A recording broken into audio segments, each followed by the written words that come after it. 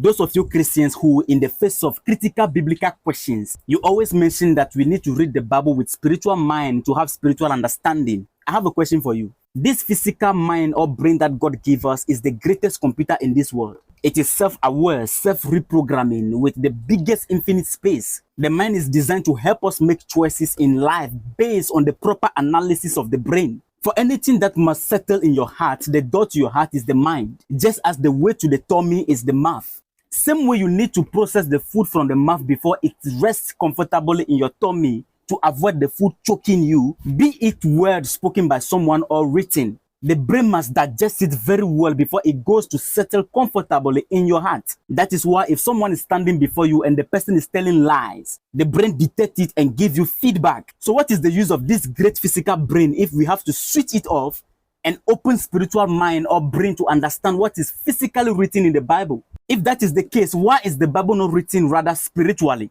Listen, once it is written physically by physical people, it needs to be critically analyzed by the physical brain before it goes into our heart. If the pastor is reading the Bible telling you about money, you don't need spiritual understanding. But the moment critical questions begin to pop up, then we need spiritual understanding. I don't see the reason why God will give you this great brain and give you religion that asks you to switch it off, or religion that discourages critical thinking in place of blind acceptance. They don't want you to think. That is why they ask you to just believe. Just believe simply means that your brain is giving you feedback that something is not right, but you switch it off to just accept it. You are not just believing, you are only compromising the function of your brain.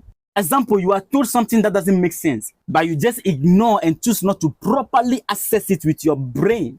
So you just accept it. You compromise your brain. Even in AI, before you hack a robot, you have to override the processor or the already programmed intelligence of that robot before you can be able to control it. That is what they are doing to you. They manage to get you ignore the function of your brain, so they stop you from thinking to just accept. That is why they refer to you as a sheep in the church and the pastor as the shepherd.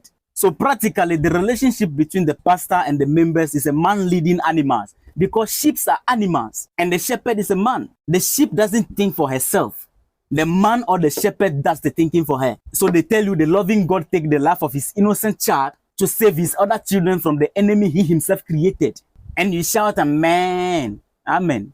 Instead of asking why not take the life of the enemy rather, they tell you God knows the end from the beginning. So he already knows those who will go to hell. And you shout, amen. You refuse to use your brain to ask. You know if you create them, they will end in destruction according to your divine plan. Why create them, loving God? They tell you Moses wrote the first 5 books of the Bible. And you shout, amen, instead of asking, how did he record his own death in his own book? A dead man recorded how he died. They tell you the wages of sin is death. You shout, amen. You couldn't ask them, why is the devil still alive then? They tell you plenty nonsense, but you just believe without using your engine. So you end up in the church shouting amen to everything. Your engine is override. This is the time to question everything before believing.